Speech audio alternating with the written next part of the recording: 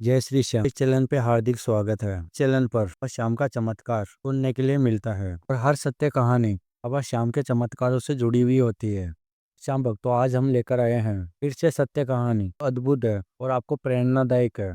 सत्य कहानी आपको दिखलाएगी जब बाबा श्याम की कृपा हो जाती है तब लाखों का कर्ज क्या करोड़ों का कर्ज भी समाप्त हो जाता है बाबा श्याम की कृपा से। तब श्याम भक्तों, इस पूरी कहानी को अंत तक जरूर सुनिए। श्याम भक्तों, हम अपना कर्तव्य करते हैं बाबा श्याम की महिमा आप तक पहुंचाकर। तो श्याम भक्तों, आप भी अपना कर्तव्य करिए। इस बाबा श्याम की महिमा को लाइक कर दीजिए, कमेंट में बाबा श्याम का जयकारा अवश्य लगाइए और अगर आप नए आए हो इस चैनल पे तो चैनल को सब्सक्राइब कर दीजिए। आइए चलते हैं श्याम भक्तों बाबा श्याम की सत्य कहानी की तरफ।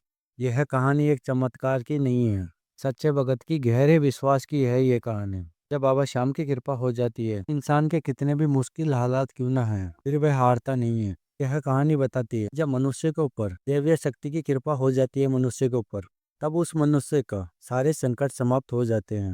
जब हम बाबा श्याम पर आस्था रखते हैं तब उनकी शक्ति विशेष होती है हमारे पर। यह कहानी उस परिवार की है पूरी तरह से हार मान चुका था, पर बाबा श्याम की कृपा ने फिर से उस परिवार को रोशन कर दिया। ऐसे है हमारे बाबा श्याम। यह कहानी सुनने के बाद को भी पता चलेगा कि बाबा श्याम अपने भक्तों की हर पुकार को सुनते हैं। तो आइए श्याम भक्तों, शुरू करते हैं इस प्यारी सी कहानी को। आर्य के सहारे की जय। यह कहानी चंडीगढ़ में रहने वाले प्रकाश जी की है। प्रकाश जी बताते हैं, मैं एक छोटे से कपड़े का व्यापारी हूँ तो मेरे पिताजी ने शुरू किया था, जो वर्षों से चला आ रहा था। इससे हमारा घर का भरण पोषण चल रहा था।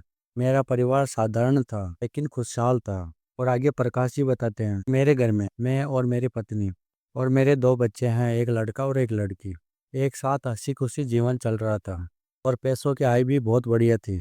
कुछ समय पहले मेरे जीवन में एक ऐसा घटित हुआ था, वही अनुभव आप सभी श्याम भक्तों को इस चैनल के माध्यम से मैं सुनाने जा रहा हूँ। मेरा नाम प्रकाश है, मैं चंडीगढ़ में रहता हूँ। कुछ समय पहले मार्केट में इतनी मंदी आ गई थी, कपड़े का व्यापार जो मुख्य तरह से मेरे आय का स्रोत था पूरी तरह से ठप पड़ गया। ग्राहक कम पड़ गए, नया माल बिकना बंद हो गया। मेरे समझ में नहीं आ रहा था कि मैं क्या करूं।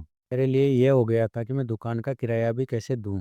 आगे प्रकाश जी बताते हैं, मैं अपने कारोबार को आगे बढ़ाने के लिए या तो मैं बैंक से लोन लिया, उनसे भी बात ना बनी। मैं अपने रिश्तेदारों से पैसे लिया, फिर उनसे भी बात ना बन रही थी। मैं प्राइवेट कंपनियों से लोन लिया, इतना कर्ज हो गया था मेरे पे, मेरे समझ में नहीं आ रहा था कि मैं क्या करूं। फिर आगे प्रकाश जी बताते हैं कि मेरे को एक उम्मीद थी कि मंदी बहुत जल्द खत्म हो जाएगी, मैं सबका कर्ज चुका दूंगा, पर ऐसा नहीं हो पा रहा था। देखते ही देखते मेरे पे कर्ज बढ़ना शुरू हो गया। 5 लाख, 10 लाख, 15 लाख और देखते देखते ये आंकड़ा बहुत ऊपर चला गया और एक समय आया तब 20 लाख का कर्ज हो गया था मेरे पे। और आगे प्रकाश जी बताते हैं कि मेरी और मेरे पत्नी की रातों की नींद उड़ गई थी। अब समझ में नहीं आ रहा था कि इतना सारा कर्जा हम चुकाए तो चुकाए कैसे। घर में बच्चों की पढ़ाई, तो 2 वक्त के खाने पीने का भी संकट आ गया था। और एक छोटी चुनौती भी एक बड़ी चुनौती बन गई थी मेरे लिए। मेरे से पैसे मांगते थे, वह रोज फोन करते थे और मेरे घर पे भी आ जाते थे। रोज वह धमकी देते थे, मैं कैसे चुकाऊं उनको पैसे, मेरे पास तो थे ही नहीं। मांगने वाले का बस एक ही कहना होता था, कब दोगे हमारे पैसे, वरना अंजाम बहुत बुरा होगा। और आगे प्रकाश जी बताते हैं, मैं टेंशन के कारण डिप्रेशन में जाना शुरू कर दिया था और आगे मेरे समझ में नहीं आ रहा था कि इस दलदल से बाहर कैसे निकलूं। मेरा जीना बहुत मुश्किल हो गया था कर्ज के कारण। पर मेरी पत्नी एक ईश्वर पर अटूट विश्वास रखने वाली एक महिला है। वह चुपके से मंदिर में जाती थी, हर भगवान से मुश्किल घड़ी से आज़ादी की कामना करती थी। मेरी पत्नी जानती थी आपको देवी शक्ति ही मुश्किल संकट से बाहर निकाल सकती है। फिर आगे प्रकाश जी बताते हैं कि एक दिन मेरी पत्नी घर के बाहर बैठी थी, तब हमारी पड़ोसन मेरी पत्नी के पास में आई। मेरी पत्नी से कहा कि क्या हुआ, आपका मुंह उतरा उतरा क्यों है, क्या बात आप मेरे को बताइए। फिर मेरी पत्नी ने सारी परेशानी अपने घर की मेरी पड़ोसन को बताई। कैसे हमारे पे कर्ज हो रखा है, कैसे प्राइवेट कंपनी वाले फोन कर करके धमकी दे रहे हैं, हमारा पूरा परिवार कैसे निराशा में जी रहा है। बात उनको बोला मेरी पत्नी ने। फिर उन्होंने कहा मेरी पत्नी से कि आप टेंशन क्यों करते हो, जब इंसान की सारी उम्मीदें साथ छोड़ देती है भगवान ही कोई ना कोई रास्ता दिखाता है।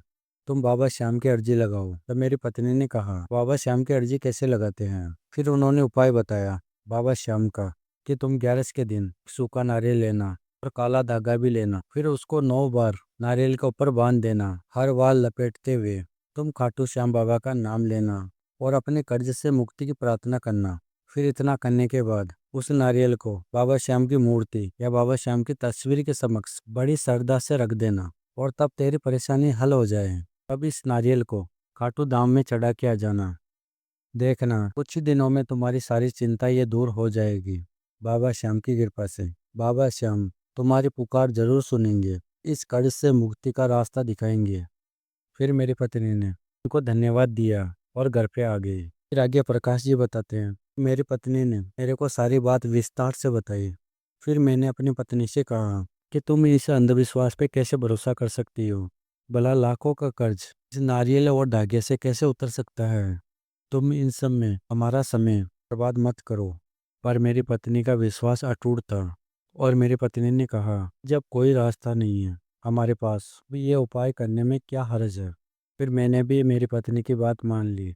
फिर जैसे 11 आई तो मेरी पत्नी ने वह उपाय करना शुरू कर दिया। वह 11 के दिन सुबह उठी और स्नान करके विश्वास के साथ वह शाम की पूजा की और नारियल लिया और काला धागा लिया। पूरे विश्वास के साथ में वह उपाय किया। फिर अगली 11 आई, भी कुछ भी असर नहीं हो रहा था। प्राइवेट कंपनी वाले हमारे घर पे आते थे और पैसों की तंगी ऐसे ही बनी हुई थी। पर मेरी पत्नी का विश्वास और अटूट होता गया। वह हर 11 पर ही उपाय करती थी, अपने परिवार की खुशहाली की कामना करती थी। पत्नी की सोच यही थी कि जैसे ही मैं हर 11 पे ये उपाय करती हूँ, मेरे कर्ज का बोझ कम हो जाता है। मेरी पत्नी का यही मानना था। फिर आगे प्रकाश जी बताते हैं, धीरे धीरे हमारे परिवार में एक अलग सी ही सकारात्मकता आने लगी।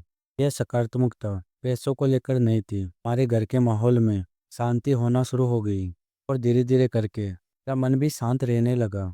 मैं पहले की जैसे चिड़चिड़ा नहीं रहता था। मेरे को भी बाबा श्याम पे विश्वास होने लगा था। फिर 5-11 बीत चुकी थी। फिर मेरी पत्नी के मन में आया कि अब वह समय आ गया है, बाबा श्याम के दरबार में जाना चाहिए, खाटू धाम में। फिर मेरे को मेरी पत्नी ने बोला हमको खाटू धाम में जाना चाहिए। अब मैंने अपनी पत्नी की बात मान लिया। अगले ही दिन हम लोग खाटू धाम के लिए चले गए पूरे परिवार के साथ और वहां पर जाकर बाबा श्याम का दर्शन किया। बाबा श्याम से प्रार्थना की कि हे बाबा श्याम, इतना कर्ज हो गया है मेरे पे, मेरे को कोई ना कोई रास्ता दो, वरना मेरा जीना मुश्किल हो रहा है, अब कृपा करो बाबा श्याम। ऐसी बाबा श्याम से प्रार्थना की मैंने। जैसे ही हम लोग घर पर आए, अब एक ऐसा चमत्कार हुआ जिसकी हमने कभी कल्पना भी नहीं की थी। आगे प्रकाश जी बताते हैं, वह चमत्कार ऐसा था, पुराना ग्राहक का मेरे पास में फोन आया। वह ग्राहक इतने दिन से मेरे पास में फोन भी नहीं करता था। अचानक उनका फोन आया।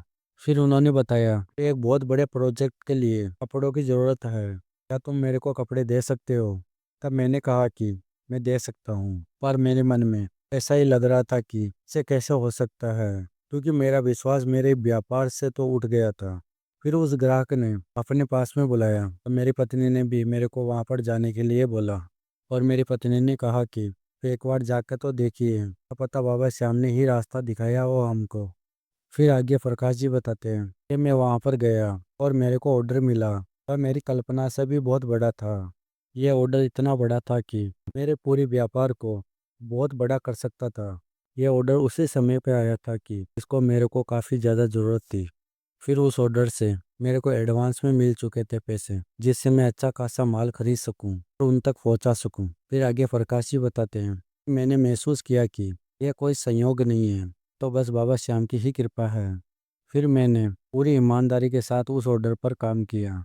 फिर बाबा श्याम की कृपा से व्यापार के पुराने संबंध फिर से मजबूत हुए और मैंने समय पर सबको ऑर्डर पहुंचाया और जिससे ग्राहक और ज़्यादा खुश हुए।